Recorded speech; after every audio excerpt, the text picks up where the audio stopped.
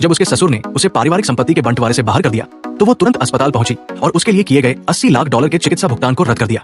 नए साल की पूर्व संध्या पर परिवार के सभी सदस्य मेज के चारों ओर इकट्ठा हुए और अपने मुखिया की कैंसर से जीत और अस्पताल से छुट्टी मिलने का जश्न मनाया। सबसे बड़ी और दूसरी बहू ने बारी बारी से उन्हें बधाई दी।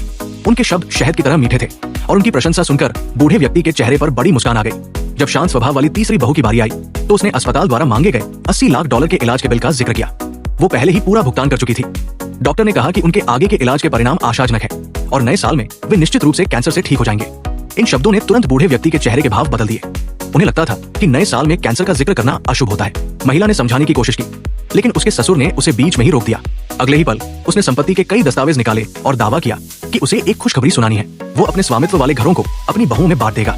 सबसे बड़ी बहू को समुद्र के किनारे एक अपार्टमेंट मिला, दूसरी बहू को एक प्रतिष्ठित स्कूल क्षेत्र में घर मिला, चौथी बहू को शहर के बीचों बीच स्थित वैवाहिक घर दिया गया, तीसरी बहू को कोई संपत्ति नहीं मिली। ससुर ने कहा कि उसकी घरेलू आमदनी अधिक है और तर्क दिया कि वो घर खरीद सकती है और उसे इस घर की जरूरत नहीं है।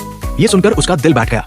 वो कुछ बोलने ही वाली थी कि उसके पति ने उसे रोक दिया और कहा कि नए साल में स्वाभिमान के नाम पर हंगामा न करे। दोनों नंदे बगल से उस पर ताना मार रही थी। उस क्षण वो खुद को संभाल नहीं पाई। उसने अपने पति का हाथ झटक दिया, खड़ी हुई और अपने ससुर का सामना किया। मैंने आपके इलाज के लिए 80 लाख डॉलर खर्च किए और इससे आप ठीक नहीं हुए। उसने पूछा, क्या इसका मतलब यह है कि मुझे आपके घरों में से एक भी घर नहीं मिलेगा? दोनों नंदों ने ताने मारना जारी रखा। ससुर ने उससे कहा कि उसे अपना नजरिया बदलना चाहिए। आखिरकार उस महिला को अपने परिवार का असली चेहरा दिख गया। उसने वहां रुकने से इनकार कर दिया और जाने लगी। उसके जाने के बाद झो परिवार के लोग उसकी पीठ पीछे उस पर उंगली उठाते रहे। उसका पति मुस्कुराता रहा और उनके साथ चलता रहा, ये सोचकर कि उसकी पत्नी बस नखरे कर रही है और जल्द ही शांत हो जाएगी। थोड़ी देर बाद वो गुस्से में बाहर निकला और उसके पीछे भागा। उस पर बचकाना होने और उसे शर्मिंदा करने का आरोप लगाया। अपने पति को देखकर महिला को लगा जैसे वो पूरी तरह से अलग थलग पड़ गई हो। वो 80 लाख डॉलर उसके माता पिता की इकलौती संपत्ति बेचकर जुटाए गए थे। उसका पति उदासीन बना रहा। उसका दिमाग सिर्फ अपनी प्रतिष्ठा और अपने पिता के स्वास्थ्य से भरा हुआ था। तब तक महिला पूरी तरह से निराश हो चुकी थी। चूंकि आप सब मेरे बलिदानों को हल्के में लेते हैं और सोचते हैं कि मुझे धमकाना आसान है, तो मैं आपको खून चूसने वालों के परिणाम दिखाऊंगी।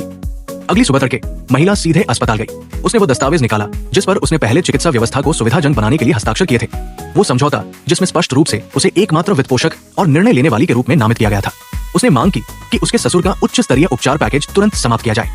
नर्सों ने उसे बार बार चेतावनी दी कि यदि उपचार बंद कर दिया गया तो उनकी हालत तेजी से बिगड़ जाएगी और पहले से खर्च किए गए 20 लाख डॉलर व्यर्थ हो जाएंगे।